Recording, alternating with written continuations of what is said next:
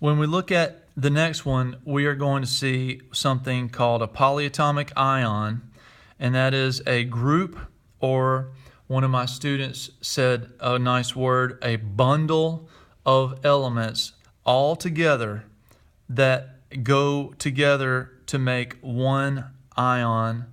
They behave as though they are all one atom, but they're not. Obviously, they are a group of atoms, in this case, 1 nitrogen and 3 oxygen atoms. But because they are a bundle, we're going to have to treat them slightly different than we treat these up here, and we'll get to that in just a sec. So, we have the same question, though. Is this neutral? If I just put this ion with this ion, will it be neutral? And the answer is no. So I'm going to have an extra piece of this negative charge, and this is nitrate. I'll go ahead and tell you that's nitrate. I'm going to have an extra piece of nitrate with its -1 charge to make the neutral compound with barium. So the final combination is going to be barium 1 time and nitrate 2 times. Now here's the trick.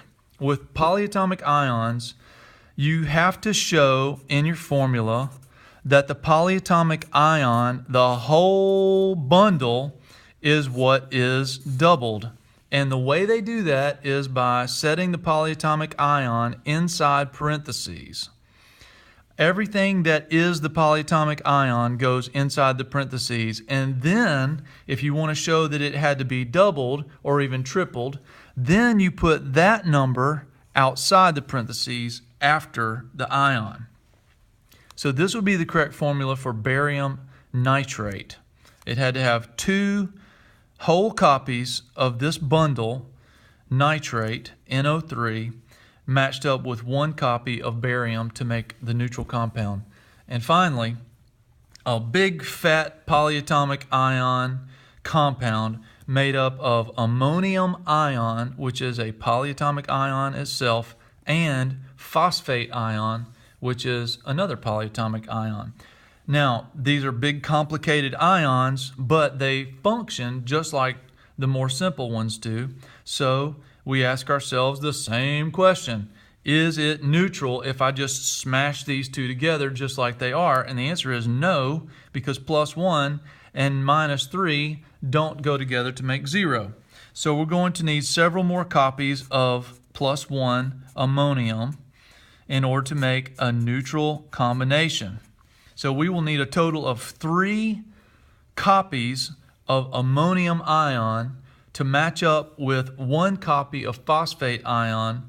These 3 +1 charges matched up with that single -3 charge to make it neutral. Now that we know what pieces need to be in the formula, let's look at what the formula is going to actually look like. So we write the plus part first, but ammonium had to be repeated 3 times.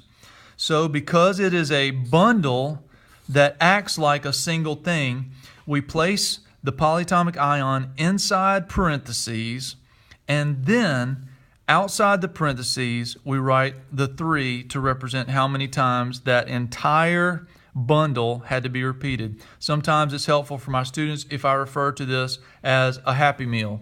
This represents the same thing as a Happy Meal does. When you buy a Happy Meal, you buy 1 bundle, 1 package that includes your chicken nuggets and your fries and your drink and your toy. If you say, I want 2 Happy Meals, that means you get 2 copies of everything that a Happy Meal is. If you get 3 Happy Meals, you get 3 copies of everything that a Happy Meal is.